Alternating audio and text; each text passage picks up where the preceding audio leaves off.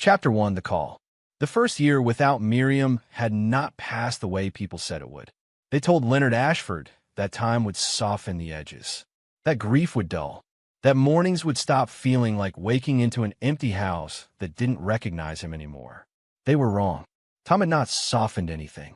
It had calcified it. The house was too quiet. The clocks ticked louder now.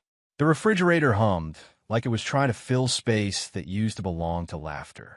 Leonard had taken to sitting in the kitchen most evenings with the lights off, staring at the faint reflection of himself in the window. A tall man with stooped shoulders, 68, hair more silver than gray, a face that looked like it had misplaced something essential. Miriam's office remained closed. The door sat at the end of the hallway like a sealed tomb. He hadn't crossed its threshold since the morning the paramedics wheeled her past it on a stretcher. He could still see the blue flashing lights bouncing off the framed photographs on the wall. He could still hear Dennis saying, "Dad, sit down," in a voice that sounded far away. He hadn't gone back in until the ceiling began to drip. It started as a faint stain, yellow blooming across white plaster just outside the office door. Then came the soft, rhythmic tap of water hitting hardwood. Leonard stood beneath it with a dish rag in hand, staring up at the spreading mark. Of course, he muttered to the empty hallway. Of course it would be that room. The roofer said it wasn't a roof. The second contractor suggested a pipe might be running through the office wall. "You'll have to open it up," the man said with a shrug. "Can't fix what you can't see." Leonard waited 3 more days before calling a plumber. Wesley Kane arrived on a gray Thursday morning in a white van with chipped lettering on the side. He looked younger than Leonard expected, early 30s, maybe, broad-shouldered, red beard trimmed close. Calm eyes. "You Mr. Ashford?" Wesley asked, offering a firm handshake. "Yes." "Leaks in the office?" Leonard hesitated, then nodded. "Yes. My wife's office." Wesley's expression shifted slightly, not pity, exactly. Just awareness. "All right," he said gently.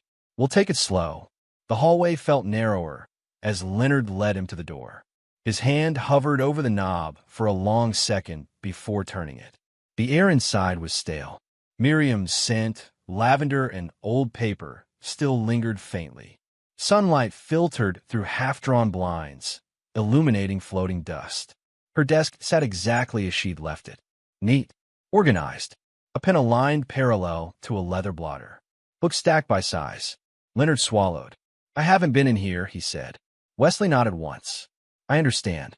Tools clinked as the plumber set down his bag. He examined the ceiling, then the wall adjacent to it. He tapped along the drywall, listening.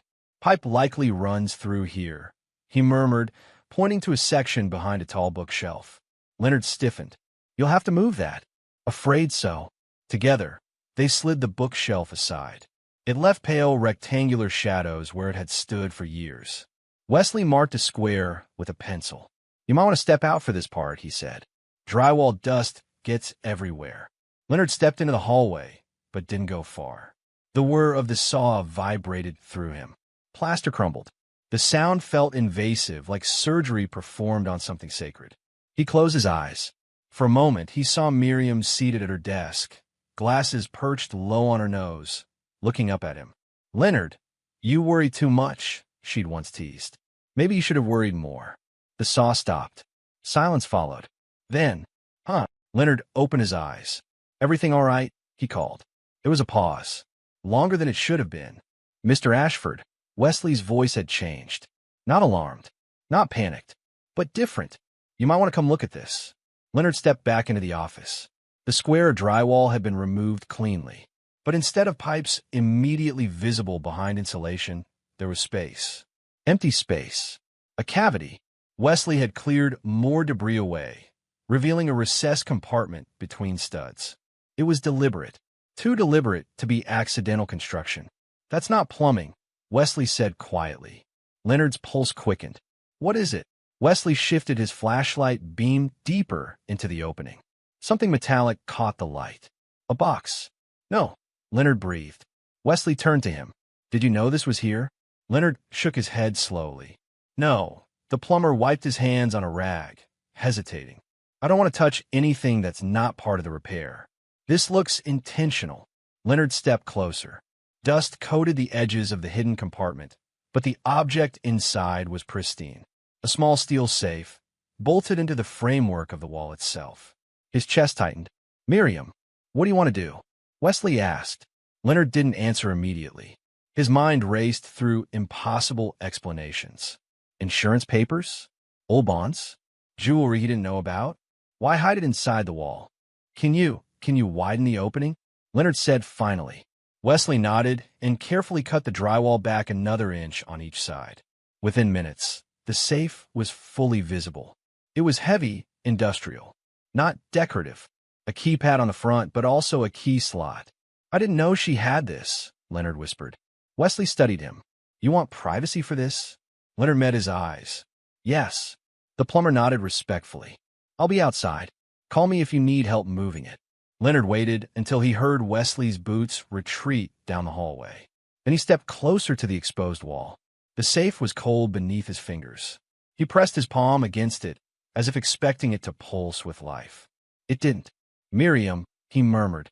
He looked around the office, searching instinctively, as if she might have left instructions in plain sight. His gaze fell to the desk. Slowly, he walked toward it. He ran his fingers along the polished wood surface. Open the top drawer. Inside, neatly arranged stationery.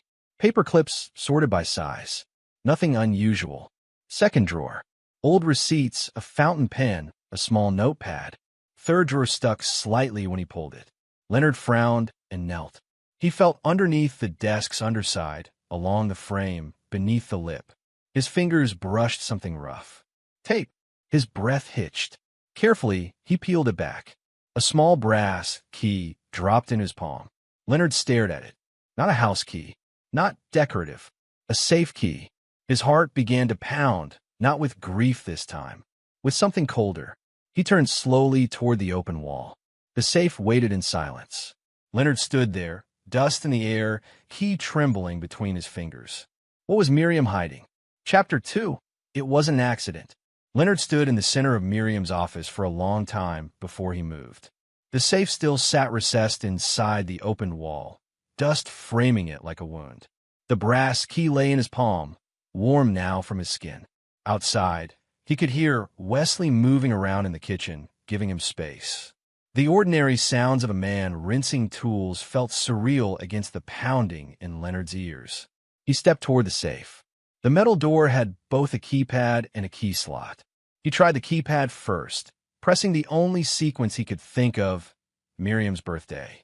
The red light blinked. Denied. Of course, he thought. Miriam had always been more careful than that. His hand trembled slightly as he inserted the key. It slid in smoothly, as if it had been waiting. He turned it once. A heavy click sounded inside the wall. Leonard froze. Then slowly, he pulled the handle. The door opened with a low metallic sigh. Inside were 4 items, arranged with meticulous order. A thick, leather-bound journal. Dark blue, the kind Miriam preferred. A small silver USB drive. And 4 manila folders, each labeled in Miriam's precise handwriting. Dennis. Celeste. Dr. Malcolm Crane. Elliot Sutherland. Leonard's breath left him in a shallow exhale. "No," he whispered. He reached in carefully, as though the contents might detonate under sudden movement. He carried everything to her desk and laid them out in a straight line. The journal sat on top. His fingers rested on its cover for a long moment before he opened it. The first page held only one sentence, written in steady, deliberate ink. "If you're reading this, I'm already gone." It wasn't an accident. Leonard felt the room tilt. He lowered himself slowly into Miriam's chair. It creaked faintly under his weight, familiar, almost intimate. His eyes moved back to the page, as if it might rearrange itself into something less catastrophic. It didn't. He swallowed and turned the page. Her handwriting remained calm, controlled. "I have delayed writing this for weeks because putting it into words makes it real. But I no longer have the luxury of denial." Leonard pressed his lips together. The next paragraph made his chest tighten. "I began noticing discrepancies in our accounts in late October. Small at first. Transfers I couldn't explain. Withdrawals from secondary investment accounts. I assumed clerical error." His jaw tightened. He remembered October. Miriam had spent more time in this room then. He'd teased her for becoming corporate FBI. He kept reading. The access logs showed Dennis authorized several of the transfers. When I asked him casually about portfolio adjustments, he said Elliot suggested diversifying in his short-term holdings. Leonard shook his head faintly. Dennis would never, would he? His eyes continued scanning. The amounts were structured carefully.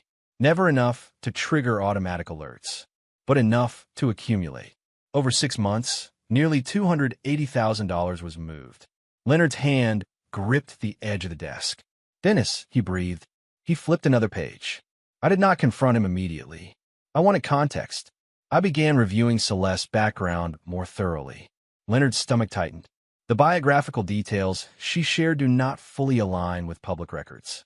There are gaps, previous residences unaccounted for, name variations that cannot be explained by clerical error. Leonard reached instinctively for the folder labeled Celeste, but stopped himself. He forced his eyes back to the journal. I hired a discreet researcher. What he found unsettled me. His pulse thudded in his ears. There are indications Celeste may have used alternate identities prior to marrying Dennis. 2 marriages. Both husbands deceased. Both classified as accidents. Leonard shut his eyes briefly. "No," he whispered again. But Miriam's handwriting did not tremble. It did not speculate wildly. It documented. I have not yet shared this with Leonard. He sees the best in everyone. That is one of the reasons I love him. It is also the reason he would dismiss this as paranoia. A sharp ache rose in his throat. He kept reading. My health began declining shortly after I confronted Celeste informally about her childhood records. I did not accuse her. I merely asked questions. Leonard's fingers dug into the page. Within weeks, I began experiencing numbness in my hands. Then fatigue. Then hair thinning. Dr. Crane attributed it to stress and age. Dr. Crane. Leonard's jaw tightened. He remembered the doctor's calm voice. Mild stroke symptoms, Leonard. It happens. He flipped another page. The words grew heavier. I requested additional blood panels. Dr. Crane discouraged it, said it would only heighten anxiety. Leonard's breathing grew shallow. Then the line that made his heart stutter. I began researching toxicology. He leaned forward. Thallium poisoning can mimic neurological events. It presents as gastrointestinal distress, neuropathy, hair loss. It can be mistaken for stroke complications. His hand started to shake. If this is what is happening to me, it is deliberate. Leonard closed the journal abruptly. The room felt too small. He stood, pacing once across the office, then back. His mind rebelled against what he had just read. Miriam had suffered. He had watched it happen. He had trusted the doctor, trusted Dennis when he said, "Dad, it's just stress." He looked at the USB drive. It lay innocently beside the journal. With stiff movements, Leonard crossed to the bookshelf where an old laptop still rested. He opened it. The screen glowed slowly to life. He inserted the USB. One file, dated 3 weeks before Miriam's death. His finger hovered over the trackpad before clicking. Static crackled. Then her voice. Weak, slightly breathless, but unmistakably Miriam. "Leonard, if you're listening to this, then I didn't have time." Leonard's knees nearly buckled. He gripped the desk to steady himself. "I believe I am being poisoned," her recorded voice said quietly. "Specifically, thallium. I cannot prove it yet, but my symptoms align." He shook his head violently. No, I do not trust Dr. Crane. I believe he is dismissing testing intentionally." Leonard's breathing grew ragged. "If this involves Dennis, I pray he does not understand the full extent of what is happening. But Celeste, I fear her." The words felt like shards of glass. "And Elliot," she paused as if gathering strength. "Leonard, you must be careful with Elliot. He inserted Dr. Crane into our lives. He encouraged Dennis to trust him financially. I cannot connect all the pieces yet, but something is wrong. A faint cough. If I do not survive this, do not accept it as natural." The recording crackled. "I love you. I am so sorry." The file ended. The silence afterward roared louder than the audio. Leonard stood there, frozen, staring at the pause screen. His mind replayed every hospital visit, every assurance, every sympathetic nod. Stroke, they had said. Unfortunate. Age-related. Natural. He turned slowly toward the journal, still open on the desk. Her handwriting had not been frantic. It had been deliberate. Prepared. She had known. Leonard's chest tightened with a terrible, dawning clarity. Miriam had not been confused. She had not been paranoid. She had been documenting her own murder. And as he stood alone in the office, she had sealed like a time capsule. Leonard realized something colder than grief. Miriam knew she was going to die. Chapter 3. The Visit. Leonard did not remember sitting down. One moment he had been standing in Miriam's office, the echo of her recorded voice still vibrating in the air. The next, he was in the darkened living room, the journal closed on the coffee table in front of him, the USB drive resting beside it like a loaded weapon. The house felt different now. Not empty. Occupied. Every creak in the floorboards sounded deliberate. Every passing car outside seemed to slow slightly as it went by. He replayed the recording in his head. I do not trust Dennis, Celeste, Elliot. The words burrowed under his skin. At 8:17 p.m., the doorbell rang. Leonard flinched so violently he knocked the journal onto the floor. The bell rang again. Longer this time. He stood slowly, forcing his breathing to steady. Through the frosted glass beside the door, he could see two silhouettes. Dennis and Celeste. Of course. He opened the door. Dad, Dennis said immediately, stepping forward as if rehearsed. We tried calling. You didn't answer. I was busy, Leonard replied. Dennis looked tired, or he was pretending to be. His tie was loosened. His sleeves rolled up. He reached out and squeezed Leonard's shoulder. You look pale, he said. Are you feeling all right? Behind him, Celeste offered a soft, sympathetic smile. She wore a cream-colored sweater and carried a small covered dish in her hands. We brought you dinner, she said gently. I know you forget to eat. Her voice was warm, controlled, perfectly measured. Leonard studied her face, searching for something. A crack, a tell. He saw nothing. That's kind, he said. They stepped inside without waiting to be invited. Dennis set his keys on the console table, glancing around the living room. Have you been in Mom's office today? He asked casually. Leonard's spine stiffened. Yes. Dennis's eyes flickered briefly toward the hallway. Finally, he said, forcing a small smile. It's been a year, Dad. You can't keep it sealed forever. I had a leak, Leonard replied evenly. Had to call a plumber. Plumber? Celeste repeated lightly, walking toward the kitchen. In the office? Pipe issue, Leonard said. Dennis nodded slowly. Did he fix it? Still working on it. A small silence fell between them. Celeste began plating the food she'd brought, moving around the kitchen like she belonged there. You know, she said gently. Dennis and I were talking earlier. We've been worried about you. Leonard remained standing. Worried? Yes, Dennis said quickly. You've been isolated. Not answering calls. Skipping church. That's not like you. It's been a year, Leonard replied. Dennis softened his tone. Exactly. It's been a year. You need structure. Stability. Celeste placed a plate in front of Leonard. Roast chicken. Mashed potatoes. His favorite. Miriam's favorite too. We were thinking, she continued carefully, maybe it's time to update your will. The words landed with a quiet thud. Leonard looked at her slowly. My will. It's just practical, Dennis said, stepping in. Mom handled so much of that. Now it's just you. We should make sure everything is organized. I already have a will. Dennis nodded. Yes, but it's old. Before some of the business restructuring Elliot recommended. Before certain tax law changes. There it was. Elliot. And we spoke to a very reputable attorney, Celeste added. Conrad Mercer. He specializes in estate transitions for families in delicate situations. Delicate, Leonard repeated. Dennis leaned forward, lowering his voice. Dad, we're not trying to take anything from you. We just want to protect you. Protect me. The irony nearly made him laugh. I'm capable of managing my own affairs, Leonard said. Celeste's smile tightened, just a fraction. Of course you are. But it wouldn't hurt to meet with Conrad, Dennis pressed. Just a conversation. Leonard studied his son's face. Had he always looked this guarded? I'll consider it, Leonard said finally. Dennis exhaled as if relieved. They ate in strained politeness. Small talk about the market, about church renovations, about an upcoming charity gala. The entire time, Leonard felt watched, measured. Halfway through dinner, he excused himself to use the restroom. He didn't go far. Instead, he paused in the hallway outside the kitchen. Their voices dropped immediately. "Do you think he found it?" Celeste whispered. Leonard's pulse slammed against his ribs. "I don't know," Dennis replied, tension threading through his voice. "He was in the office. There was a plumber." Silence. "We need to move faster," Celeste said. "I know. You said he hasn't changed the security codes yet?" "Not yet." "Then don't wait." Leonard's blood ran cold. He stepped back just before the floorboard beneath him could creak. He waited 3 full seconds before returning to the kitchen, composing his face. Dennis looked up quickly.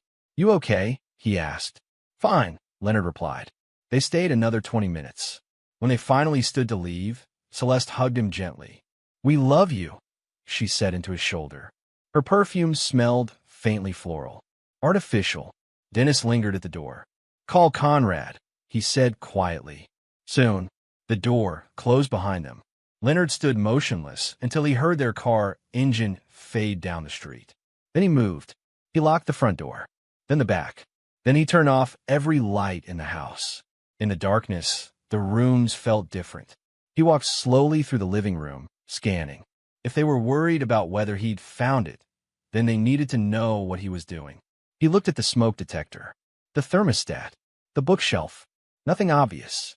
He stepped into the kitchen and stood very still, listening. There, a faint, almost imperceptible hum. Near the corner lamp by the window, Leonard approached it slowly. It was an old brass floor lamp Miriam had bought at an antique market 15 years ago. He reached up and twisted the shade gently. Something rattled inside the base. His heart began to pound. He unplugged it and laid it carefully on the floor. With shaking hands, he unscrewed the bottom plate.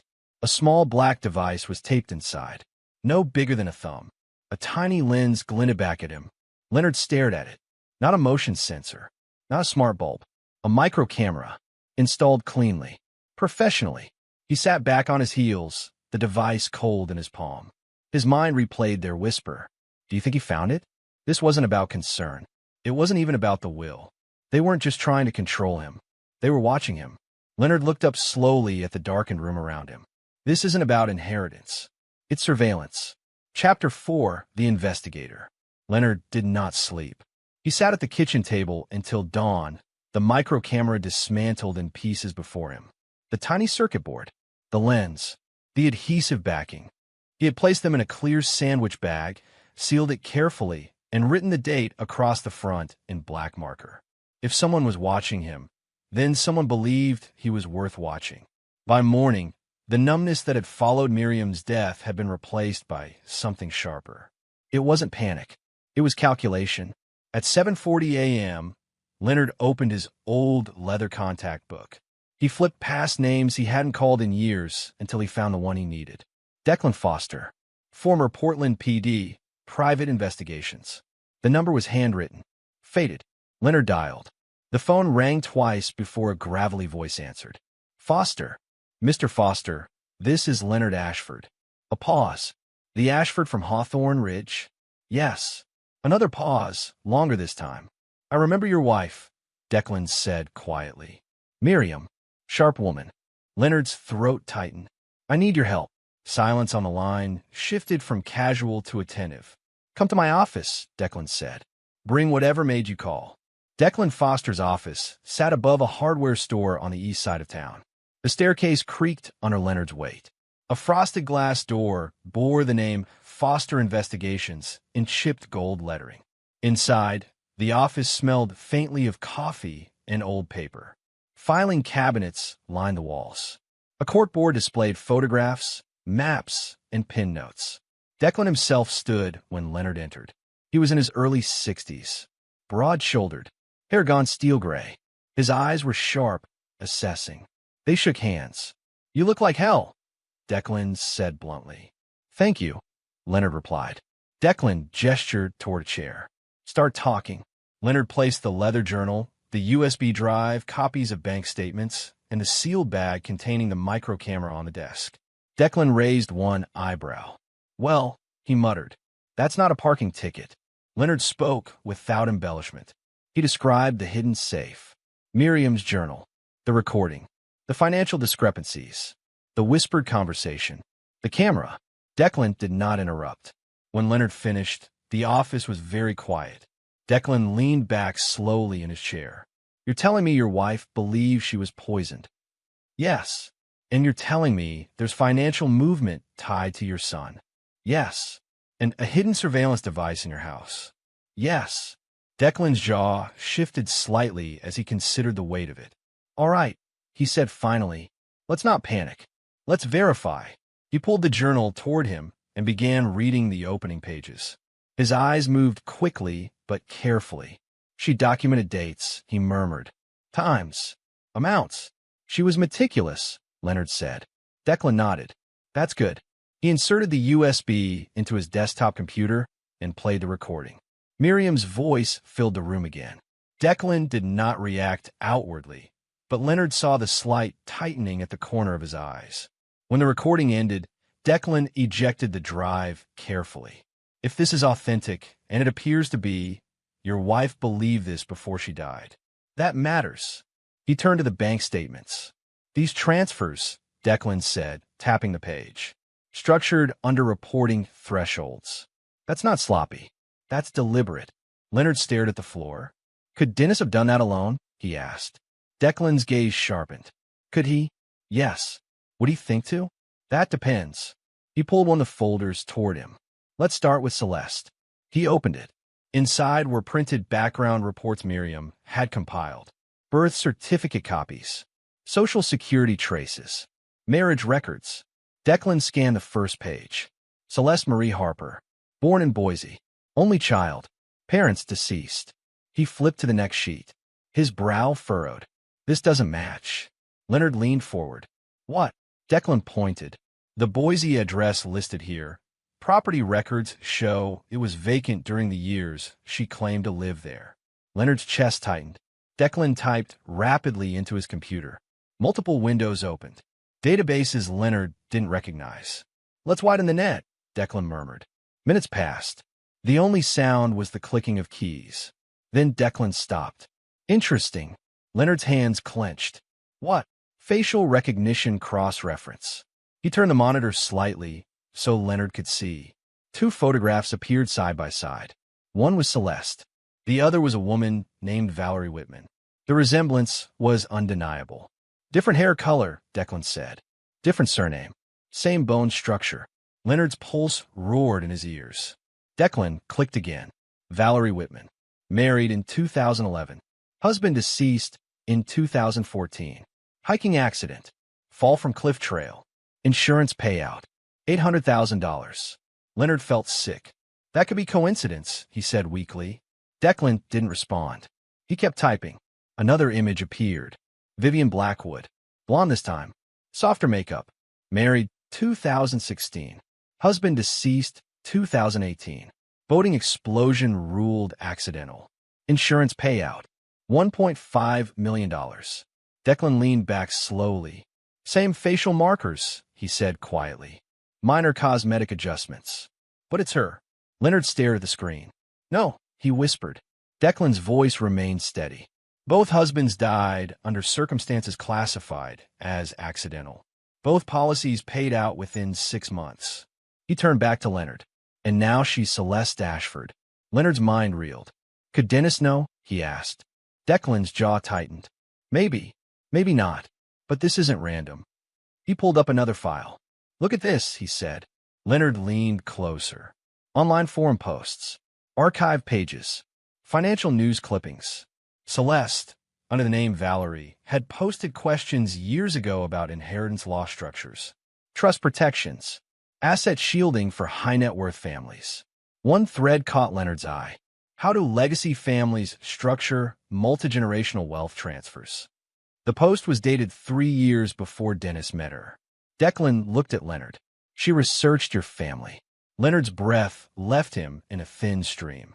"She targeted us," he said. Declan nodded slowly. This wasn't romance. Leonard stared at the side-by-side images again. Different names. Different hair. Same eyes. Cold. Calculating. Declan closed the file gently. She didn't marry into the Ashford family by chance. Chapter 5. The 40-Year Grudge.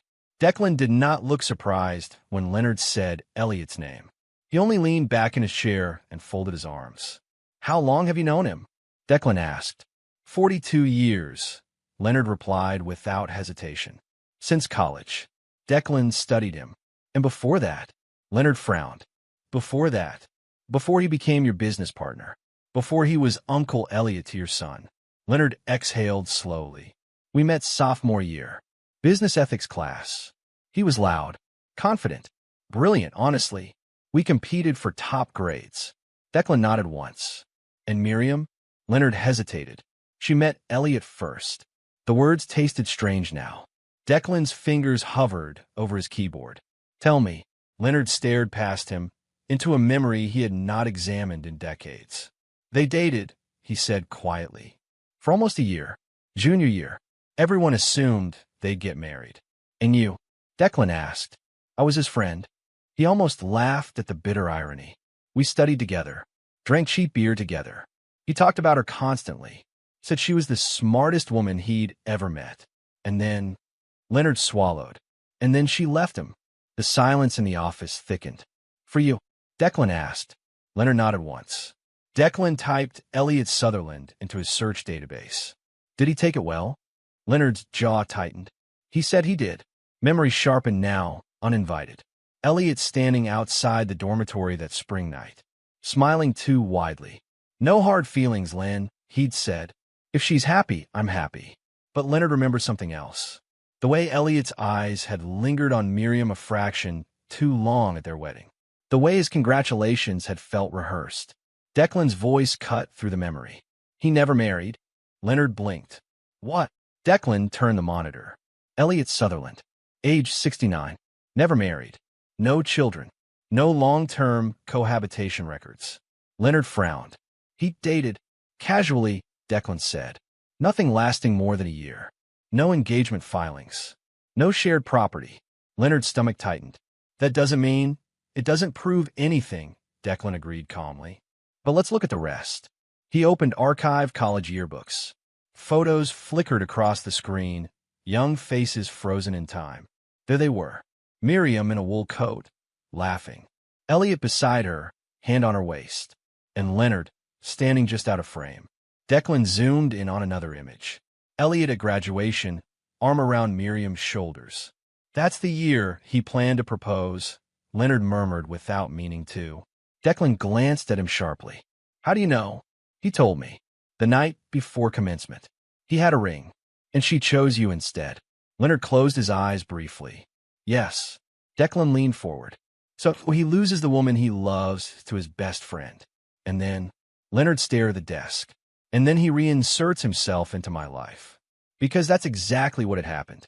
After graduation, they drifted apart briefly. Different cities, different firms. Then Elliot had called one day, excited. "Let's build something together, Len. Something big." And they had. Declan began mapping timelines. "Your company, Sutherland and Ashford Investments, when was that founded?" 1988. "Equal partnership?" "At first." Declan nodded slowly. "And Dennis?" Leonard's voice grew quieter. "Elliot mentored him, said he saw potential, brought him into the firm early." Declan clicked through financial summaries. "Dennis's compensation structure changed 5 years ago," he said. "Bonuses tied to short-term returns. High-risk portfolios." Leonard's brow furrowed. "Elliot suggested that." "Of course he did." Declan pulled up another file. "Dr. Malcolm Crane," he muttered. Leonard stiffened. "Primary physician for your family the last 3 years." "Yes." Elliot recommended him. Declan's eyes flicked across the screen. "Crane has documented gambling debt. Significant. Cleared 18 months ago." Leonard's pulse quickened. "Cleared how?" Declan turned the monitor again. A shell consulting firm had paid off multiple creditors. The firm traced back to a subsidiary under Elliot's majority control. Leonard felt something inside his chest fracture. "You're saying Elliot paid off Crane?" "I'm saying Crane's debts disappeared," Declan replied evenly. "Right before he became your wife's primary physician." Leonard stood abruptly and walked to the window, his reflection faint in the glass. "Why?" he whispered. Declan didn't answer immediately. Instead, he pulled up event archives. "Your son met Celeste at a charity auction hosted by your company," he said. "Yes." "Guess who sponsored the event?" Leonard didn't want to answer. "Elliot," Declan said quietly. Another window opened. Celeste, under one of her former identities, had attended 2 previous events sponsored by Elliot's foundation before that night. Leonard's hands curled into fists. "He introduced them," he said hoarsely. Declan's voice was steady. "Looks that way." The room felt smaller. Hotter. 40 years. 40 years of shared holidays. Vacations. Business deals. Inside jokes. Leonard forced himself to sit again. "The day Miriam died," he said slowly, "Elliot was there." Declan's eyes sharpened. "Explain." "He came by that morning. Said he was in the neighborhood." Declan began pulling emergency call logs. "Time of death listed as 11:42 a.m., he muttered. He scrolled, then stopped. 911 call placed at 11:31. Leonard nodded. "Dennis called." Declan's eyes narrowed. "No," he said quietly. "Elliot did." Leonard stared at him. "What?" "Emergency records show Elliot Sutherland as the initial caller. Dennis called 2 minutes later from inside the house." Leonard's breath left him in a thin rush. "He arrived before paramedics," Leonard whispered. "He said he just happened to be nearby." Declan's voice lowered. "And if your wife was being slowly poisoned, thallium builds in the system. But a concentrated dose could accelerate organ failure." Leonard felt ice spread through his veins. I think he had access," Declan said carefully. "He had motive, and he had 40 years to nurture it." Leonard covered his face with both hands. Images flooded him. Elliot standing at Miriam's funeral, eyes glistening. "I lost her too, Len," he had said. "Lost her, or finally claimed his revenge." Leonard lowered his hands slowly. "All this time," he murmured, "he was beside me." Declan nodded once. This wasn't impulsive. This was patient. Leonard stared at the college photograph, still open on the screen. Young Elliot, smiling, possessive. 40 years of partnership. 40 years of proximity. 40 years of waiting. Leonard's voice was barely audible when he finally spoke. This wasn't about money. He looked up at Declan, and for the first time, the truth settled with terrifying clarity. It was revenge. Chapter 6, Legal Erasure. The next attack did not come with a cut-break line or a whispered threat. It came in the mail. Leonard found the envelope on the hall table 3 days after his meeting with Declan. Thick, cream-colored, official. He stared at it for a long moment before opening it. Inside was a notice from his private bank. A wire transfer confirmation. Amount, $50,000. Destination, Mercer & Cole Legal Holdings Trust Account. Leonard blinked. He had not authorized any transfer. He walked immediately into his office, not Miriam's, and logged into his banking portal. His hands moved steadily, but his pulse had begun to throb behind his eyes. There it was. $50,000 withdrawn 2 days ago. Electronic authorization attached. He clicked the document. His signature appeared at the bottom. Leonard stared at it. It looked like his signature. Almost. The L was too tight. The flourish at the end was shorter. A careful imitation. "Declan," he muttered, already reaching for his phone. An hour later, Declan stood in Leonard's kitchen, reading the printed transfer confirmation. "They're escalating," he said quietly. "They?" Leonard asked, though he already knew. Declan held up the page. "Money moved into Conrad Mercer's firm account without your authorization. That's not random fraud." Leonard's jaw tightened. "He's the attorney Dennis wanted me to meet." Declan nodded. "Exactly." Leonard paced once across the kitchen. "What does this accomplish?" Declan's eyes narrowed. "Depends what paperwork was filed next." As if summoned by the thought, the doorbell rang. Leonard froze. Declan met his eyes. Expecting someone? No, Declan moved toward the door first. On the porch stood a uniformed process server. "Leonard Ashford?" the man asked. Leonard stepped forward. "Yes. You've been served, sir." He handed over a thick packet. Leonard took it slowly. The server left without another word. The house felt very quiet again. Leonard opened the packet on the kitchen counter. At the top of the document, Petition for appointment of conservator. Filed by Dennis Ashford. Legal representation. Conrad Mercer. ESQ. Leonard's vision blurred for a moment. Declan read over his shoulder. Allegation of cognitive decline, Declan muttered. Inability to manage financial affairs. Leonard flipped the page. Attached was a medical statement, signed by Dr. Malcolm Crane. The words seemed to crawl across the page. Observed increasing memory lapses. Disorientation during routine consultation.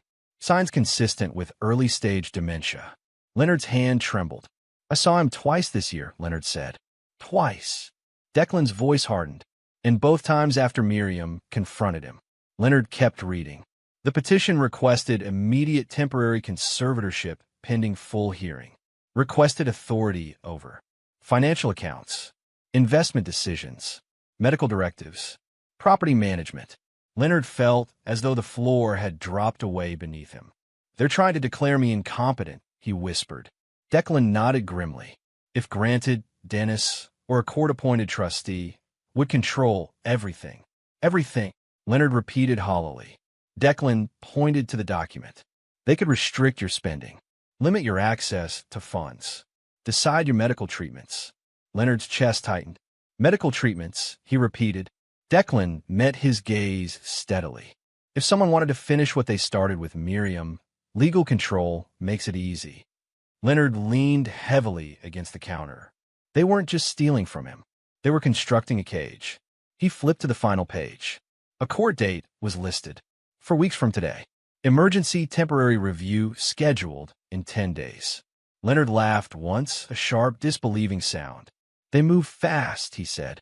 Declan folded his arms. They're counting on you being shocked. Disoriented. Leonard's eyes darkened. They forged my signature. They'll claim you authorized the transfer and forgot. Leonard's jaw clenched. Dennis's words from that night replayed in his head. You've been isolated, not answering calls. You need structure. Celeste's voice. Delicate situations. They were building a narrative.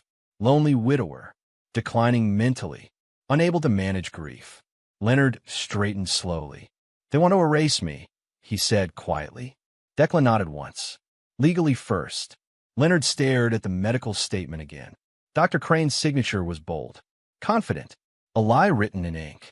They'll argue it's for your protection, Declan said. They'll say Dennis is worried about you, that you've been unstable since Miriam's death. Leonard felt a flicker of cold clarity. And if they gain conservatorship, he said slowly, they control my doctors. Yes. My medications. Yes. My estate. Yes. Leonard's voice dropped to almost nothing. They control whether I live independently. Declan did not soften it. Yes. The weight of it pressed down fully now. This was not emotional manipulation. It was structural annihilation. They plan to erase me legally, Leonard said. And then... Declan asked quietly. Leonard met his eyes. And then kill me quietly. The words hung in the kitchen like smoke. Declan did not contradict him. Instead, he pulled out his phone. You need legal counsel immediately, he said. Not someone Elliot recommended. Someone independent. Leonard nodded slowly. I'll fight it. Declan's gaze hardened with approval. Good. Because once a conservatorship is in place, undoing it is hell. Leonard gathered the pages carefully, stacking them in order.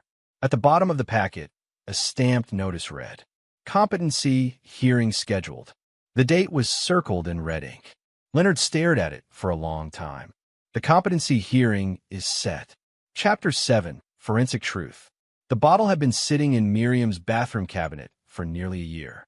Leonard hadn't touched it. He hadn't touched anything in that cabinet. Her hairbrush still held a few silver strands. Her perfume stood upright beside the sink. Her prescription bottles remained arranged exactly as she had left them. It was Declan who asked the question. Did she take supplements? He said one afternoon, standing in the hallway outside the master bedroom. Leonard blinked. Vitamins. Every morning. Multivitamin. Magnesium. Something for heart health. Declan's eyes sharpened. Do you still have them? Leonard nodded slowly. They entered the bathroom together. The light flicked on with a soft click, illuminating porcelain and marble and ghosts. Leonard opened the mirrored cabinet. There they were. 3 bottles, one nearly empty. He reached for them with hands that felt heavier than they should have. Declan took the bottles carefully, examining the labels. "Did Dr. Crane prescribe these?" he asked. "The magnesium, yes. The others she bought over the counter." Declan nodded. If someone wanted long-term delivery of a toxin, this would be efficient. Leonard's throat tightened. "You think it's in there?" Declan didn't answer. "I know a lab tech who owes me a favor." 2 days later, Leonard sat in Declan's office, staring at a sealed evidence bag on the desk. Inside were capsules, crushed, extracted. The lab report lay face down beside it. Declan stood at the window, arms folded. "They ran a full toxicology panel," he said quietly. Leonard's fingers dug into the arms of his chair. "Just tell me." Declan turned. "They found thallium." The word seemed to hollow out the room. Leonard didn't speak. "High concentrations," Declan continued. "Not trace contamination. Not environmental exposure." Leonard's voice came out thin. "How high?" Declan picked up the report and read. "Consistent with chronic ingestion over a period of weeks to months." Leonard closed his eyes. He saw Miriam at the kitchen table, swallowing her morning pills with orange juice. He saw her rubbing her hands when the numbness began. He heard her voice. "It wasn't an accident. It was in the vitamins." Leonard whispered. "Yes." "Manufacturing defect?" Declan's gaze hardened. No, silence pressed in from every wall. Leonard stood abruptly and walked toward the door, then stopped halfway. He braced one hand against the filing cabinet. "She knew," he murmured. Declan nodded once. "She suspected." Leonard turned back slowly. "They poisoned her." "Yes." The finality in Declan's voice broke something open inside him. Leonard staggered back into the chair. For a long moment, he could not breathe properly. His chest rose and fell unevenly. His hands shook. "She was scared," he said hoarsely. "And I told her she was overthinking. I told her she needed rest." Declan didn't interrupt. "I watched her lose weight. Watched her hair thin. Watched her struggle to hold a coffee cup." His voice cracked. "And I trusted the doctor." Declan's jaw tightened. "Let's reconstruct it," he said gently but firmly. "Piece by piece." Leonard forced himself to focus. "Dr. Crane," Declan began. "Introduced by Elliot 3 years ago." Leonard nodded numbly. Elliot said he was discreet. Trusted. Crane has gambling debts cleared by a shell company tied to Elliot. Leonard swallowed. Declan continued. "Miriam confronts Celeste about inconsistencies in her past." "Yes," Leonard whispered. "Shortly after, her symptoms escalate." Leonard remembered that week vividly now. Miriam sitting on the edge of the bed, pale. "I don't feel right," she had said. He had called Dr. Crane.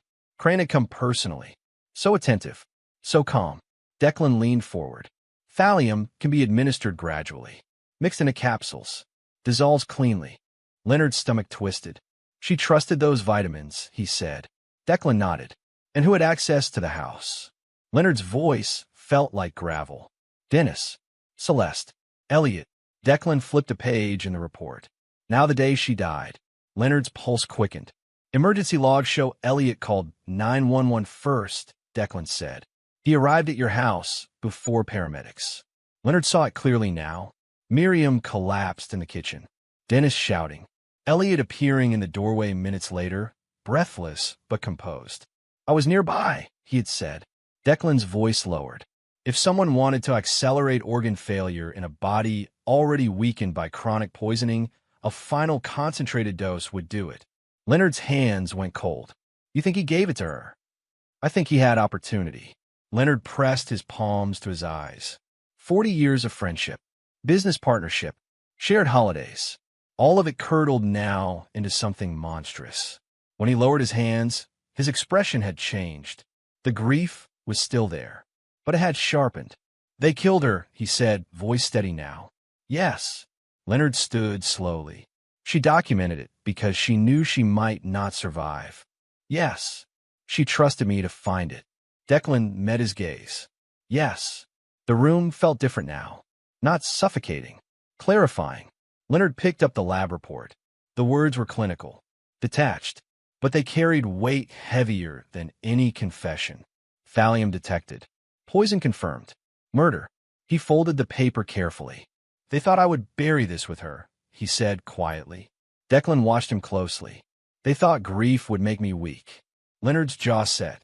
They miscalculated. Declan's phone buzzed on the desk. Both men looked at it. Declan frowned slightly and picked it up. His expression shifted as he read the screen. What? Leonard asked. Declan didn't answer immediately. He turned the phone toward Leonard. A text message from an unknown number. Just 5 words. Stop digging, old man. Leonard felt a chill crawl up his spine. Declan's voice was low. They know. Leonard looked toward the window instinctively. The street below was ordinary. Cars passing. People walking. Normal. Too normal. He folded the lab report tighter in his hand. Someone knows Leonard is getting close. Chapter 8. The Break Line. The morning fog clung to the cliffs of the Columbia River Gorge like a pale curtain. Leonard gripped the steering wheel of his black sedan tighter than necessary, the leather creaking under his knuckles. The road wound dangerously along the edge of the gorge, mist curling over the guardrails and into the river far below. He had driven this stretch hundreds of times, but today his mind was elsewhere. Miriam, the thallium, Celeste, Elliot, all of it pressing like a weight in his chest. The sedan hummed smoothly, tires gripping the asphalt, the engine purring steadily. He shifted down, eyes scanning the lane markers through the fog. He had been on the phone with Declan earlier, reviewing the lab reports again, going over the timeline of Miriam's poisoning. His fingers still tingled from the tension, and the knot in his stomach refused to loosen. Leonard's foot pressed down on the brake pedal as a car ahead slowed slightly. Nothing unusual, except the pedal felt soft, oddly soft, like stepping into a puddle rather than touching metal. He pressed harder. Nothing. Brakes? He whispered under his breath. He pumped the pedal frantically. Still nothing. The hum of the engine rose in pitch as the speed increased. Leonard's chest tightened. Panic began to claw at his ribs. Focus, Leonard, he muttered to himself, teeth gritted. Don't lose it. The cliff's edge drew closer. On the left, the gorge dropped sharply. Fog made it impossible to see the water clearly, but he knew the drop was fatal. Leonard swung his head, scanning for escape, shoulders tense, knuckles white. A curve approached. He tried the emergency brake. It caught slightly, slowing the car a fraction, but not enough. Heart hammering, he swerved slightly toward the guardrail. The metal was cold, unyielding, a final barrier between him and death. The impact shook the car violently, airbags deploying with a hiss. Leonard's body slammed against the seatbelt. Glass shattered. Tires screeched. The car ground along the guardrail, metal crumpling and sparks flying. Leonard's chest ached, ribs protesting. Seconds felt like hours. And then stillness. Leonard sat there, stunned, sweat running into his eyes, ears ringing. The fog seemed to mock him, curling around the wreckage in silence. He unbuckled his seatbelt, hands shaking as he opened the door. Outside, the air was damp, thick, and smelled faintly of gasoline and earth. He gingerly stepped out, surveying the damage. The front bumper was crumpled. The driver's side headlight shattered.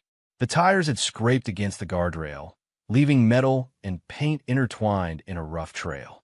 Leonard's legs trembled. Alive, I'm alive, he muttered. A few minutes later, a patrol car pulled up. Officers asked Leonard if he was injured, if he needed an ambulance. He waved them off. Minor cuts, bruises, he could deal with it. Inside, the terror still pulsed, rhythmic and insistent. Declan arrived shortly afterward, having tracked Leonard through the car's GPS signal and cell location. He knelt near the guardrail, eyes scanning the wreckage. Leonard, this wasn't just luck. What do you mean? Leonard's voice was raw. Declan pointed at the brake line, peering beneath the chassis. A professional cut. Clean, precise. Not wear and tear. Not a random failure. Leonard's stomach dropped. Someone wanted me dead. Yes, Declan said flatly. And they knew you'd be on this stretch. Calculated timing. Leonard exhaled slowly, shoving hands into his hair. It's escalating. Declan pulled out his phone, scrolling. There's something else. He held it up. Leonard squinted at the screen. An anonymous text. Accidents happen to careless old men. Stop digging. Leonard's fingers shook as he read it. His heart pounded harder than the engine had moments ago. "They know I'm looking," Leonard whispered. They don't want me alive." Declan nodded. "And they're willing to make it happen. They've moved beyond manipulation, Leonard. Beyond threats." Leonard sank to the curb, staring at the fog creeping over the guardrail, imagining the fall he had narrowly avoided. Each possibility, the gorge, the vehicle's destruction, the consequences if he hadn't survived, gnawed at him. "They're not just playing with my life anymore," he said finally. "They want it gone." Declan's expression hardened. "I've already quietly notified the FBI. They'll start a preliminary investigation. But this is high priority and dangerous. Whoever did this is not stopping." Leonard clenched his fists, trying to calm his shaking body. "I've known betrayal," he said. "I've seen deception. But this is different." Declan exhaled. "It's personal now. Whoever orchestrated this, they want to remove every obstacle between them and their objective." Leonard's gaze lingered on the twisted front fender, a grim monument to the reality of the situation. He pictured the brake line again, cut professionally, the metal edges precise, deliberate. He imagined hands working quickly, efficiently, in the dark, preparing him for death without warning. "They've studied me," he said quietly. "Watch my routines, my habits. Waited for the right road, the right moment." Declan put a hand on his shoulder. "They have. But now you know, and knowing is power. You survived this for a reason." Leonard stood, taking a shaky breath.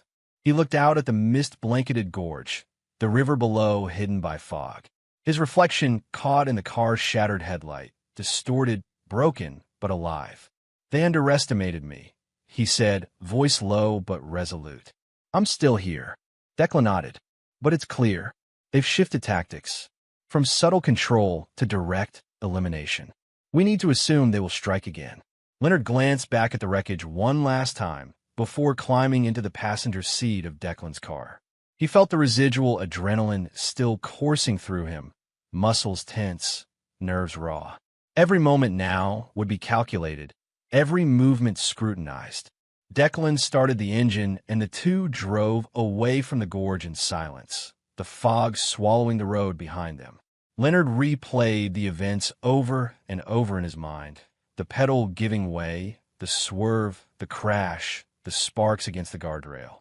"This isn't about warnings anymore," Leonard murmured, almost to himself. "This is about survival." Declan's eyes stayed fixed on the road. "Exactly.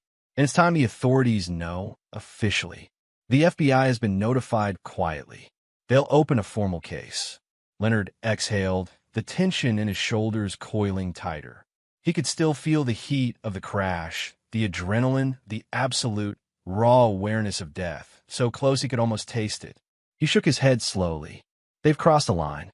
From manipulation to murder." Declan didn't reply immediately. He merely nodded grimly.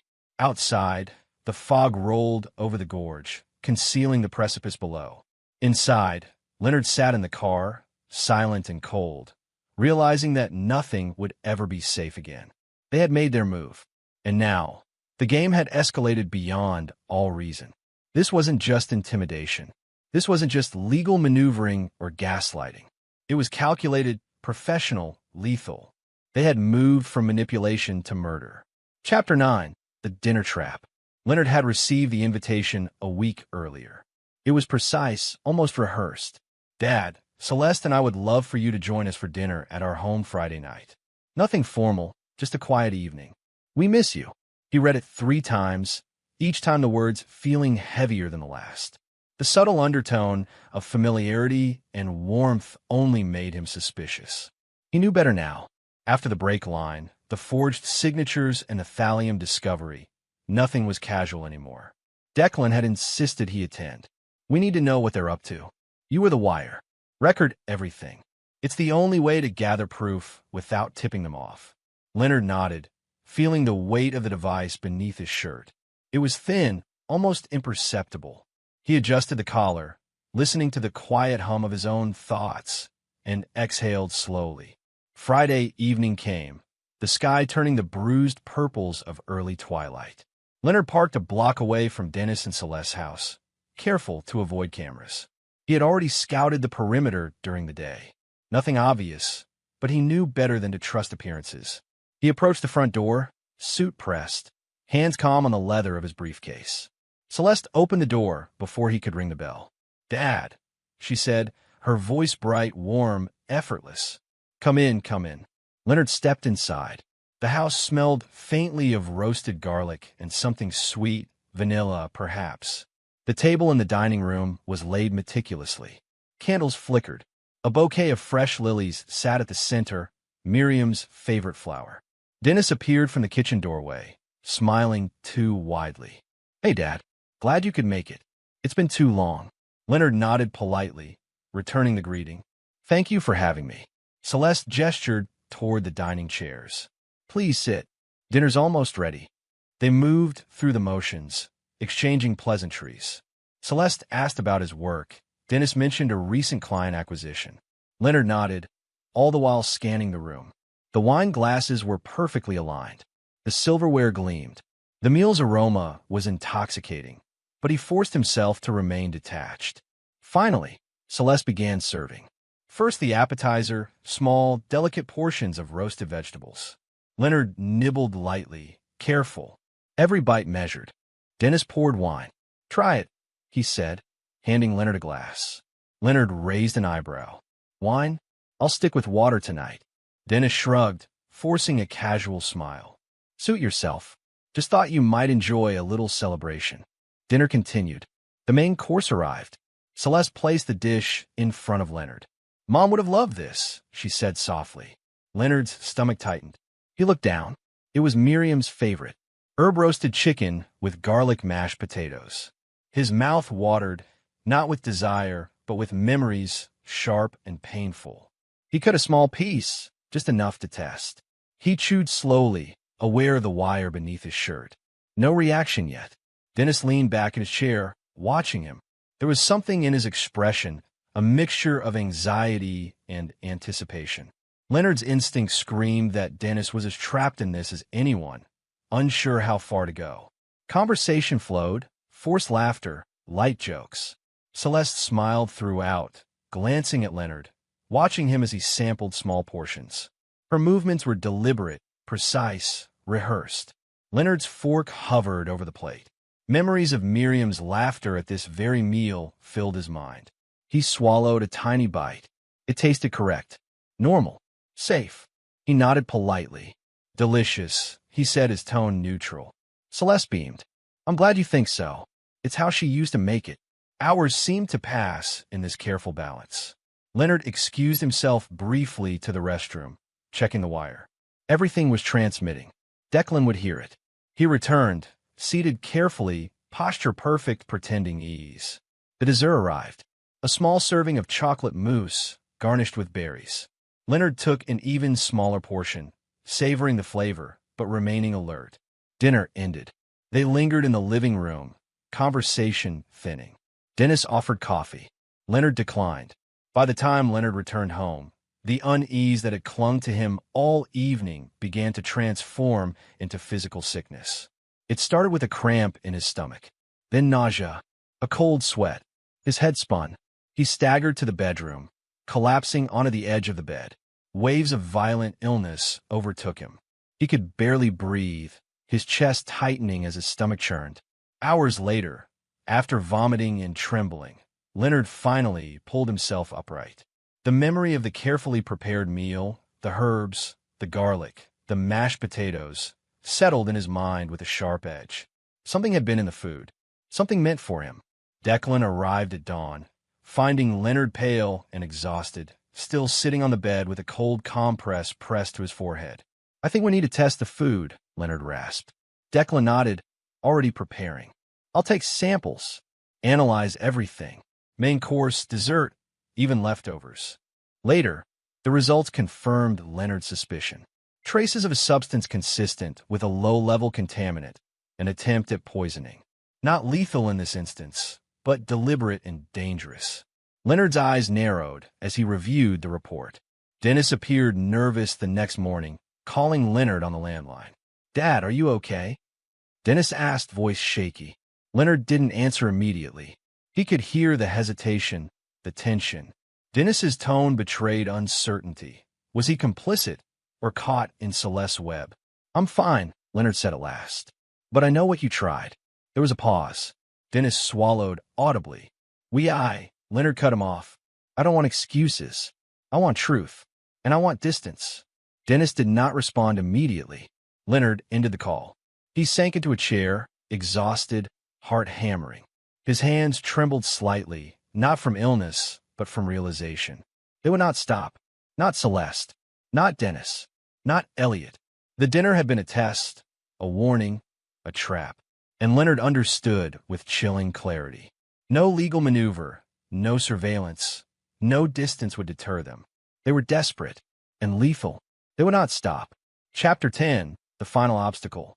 The morning sun slanted through the tall windows of Miriam's office, casting long, golden rectangles across the polished hardwood floor. Leonard sat at her old oak desk, the leather chair creaking under his weight, eyes fixed on the open safe before him. The room smelled faintly of old paper, cedar polish, and a lingering perfume Miriam had favored, a scent that was now inseparable from memory and grief. The journal lay in his hands, the leather soft, worn, familiar. He traced the edges with his fingers, as if connecting to the person who had written the words within, the woman whose voice now resonated more clearly than ever. Every page he turned was a careful excavation. Dates, observations, warnings. Her handwriting was precise, meticulous, yet imbued with urgency, almost desperation. The FBI had been involved quietly for weeks, their presence a shadow in the background. Declan had coordinated everything with them: tips, evidence, phone records, the lab report confirming thallium poisoning, even the forensic analysis of the brake line. Leonard understood that each move, each calculation, was a step toward confronting the true architects of his wife's death. But no one could act yet. Not until the pieces fit together legally, strategically. Outside, life went on as usual. Cars hummed along the street. The mail arrived. Neighbors went about their routines. Yet within these walls, time had a different cadence, tense, measured, anticipatory. Leonard could feel it. Every sound, the creak of the floorboards, the hum of the refrigerator in the adjacent kitchen, the faint ticking of the grandfather clock, was amplified, charged with significance. He set the journal down, opening the safe wider. The USB drive sat in the corner, black and unassuming, alongside the folders marked Dennis, Celeste, Dr. Crane, and Elliot.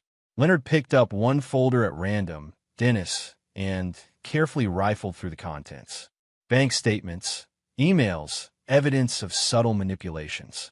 His hands trembled slightly, not from fear, but from the weight of revelation. A knock at the door made him start. "Come in," he called, voice steady despite the tension. Declan entered, carrying a small stack of files. "Morning," he said. "I checked the calendar. Competency hearing is 2 weeks away. The FBI wants everything logged meticulously." Leonard nodded. "Good. They need to be ready. When the sealed evidence opens, there will be no room for error."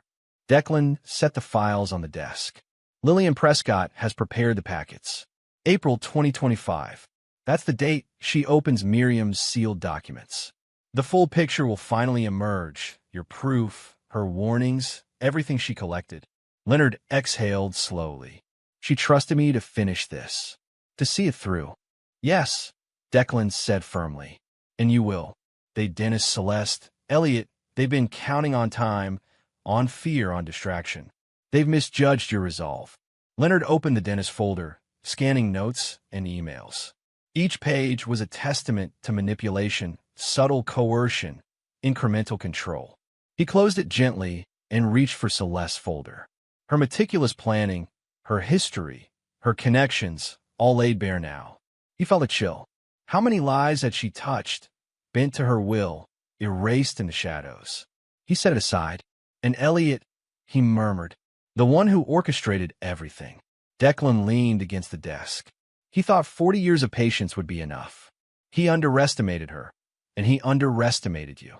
Leonard looked at the journal again, tracing a line of text Miriam had written months before her death. "If you're reading this, Leonard, you're the only one I trust. Finish this. Protect what is ours. Find the truth. He closed his eyes, feeling a swell of determination rising from the depths of grief and fury. The weeks of investigation, of barely surviving their attempts on his life, of uncovering betrayals that had lurked in plain sight, all led here. A soft chime from his phone broke the silence. Leonard glanced down. A message from Declan. All assets secured. FBI monitoring. They're watching. Move carefully. Leonard's lips pressed into a thin line.